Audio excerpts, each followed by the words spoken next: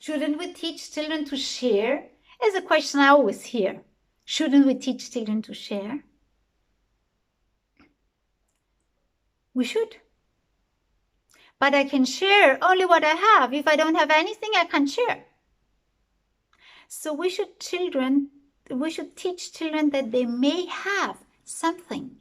Because trying to teach them to share, if we're not teaching them that you may have, it will never work out. And then another one, should we teach children to wait? Should we teach children to allow other children to have? There is the most understood commandment in the Bible, which is called, thou shalt not covet. And this is exactly what it's all about. If I want to be able to share, the first thing I have to learn is not to covet what other people have or what other people are doing. And I must be able to live without something other people have or use. And this is how it is in the practical Montessori way. And it could be like that in every kindergarten and in every family. Teaching children how to wait and to share. Teaching children how to be happy and thankful. And teaching children not to covet. So let's assume a certain child, let's call her Susie, has taken a material from the shelf and is very busy and occupied with that. And it's the first time she's doing that. So she has started to, let's say, spoon, and spoon, and spoon.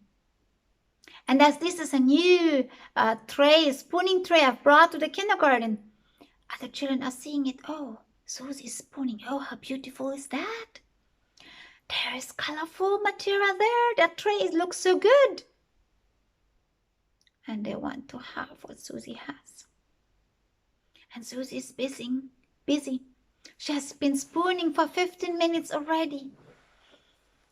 And there are already 3 children who have passed by and they want to have what Susie has. Should I tell Susie to stop spooning? That means if either I as a teacher tell Susie, stop spooning, give it to your friends, I will teach her 2 things. You can interrupt your work anytime. Not a good lesson for life. You can't interrupt your work anytime.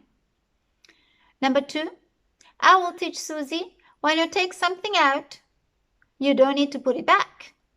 Because she would hand the tray to her friends and colleagues and she wouldn't put it back.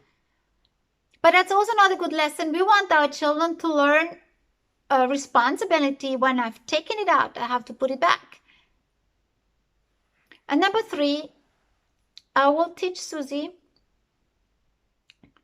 not to concentrate. Because in interrupting the concentration of a child on a certain work, we're teaching the child in effect not to concentrate. And that's the worst of it. On the other hand, if the children come and they say, teacher, I want to have that. Please tell her to give it to me. Or worse, if the children are going there, Susie, give it to me. And I say, Susie, you have to share. And then Susie's giving it out. The other children will learn. We do not have to wait for anything we want to have. We just need to disturb. Very bad lesson. If the children are also learning, if I disturb, if I beg, I get what I want. No matter what is the circumstance, no matter what is the condition. That's also not a good lesson.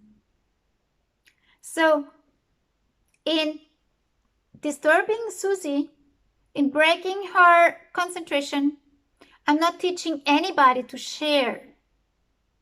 I'm just giving very bad lessons. Now, Susie's working with that tray. It's by accident. She was the first one who saw it and who got it, and it was a new thing, and she started to work with it. So I would tell the other children who maybe want to have it and they are not very good in waiting, I'll tell them, shh, you wait. You watch. When she's put it back, you can get it. And next time you get something first, I will also make sure nobody's disturbing you. So those children are learning to wait. And they're learning to be happy for Susie, that she's working with it. And they will also learn that their teacher is protecting the concentration and the activity of each child. Because if I tell them, I'm now protecting Susie, I'm taking care she will not be disturbed, next time I'll do the same for you, they will learn every child has the same value for their teacher. And there are many more important lessons in this. So please don't be tempted to tell children you have to share. Tell them they have to wait. And in doing so, they will learn to share too.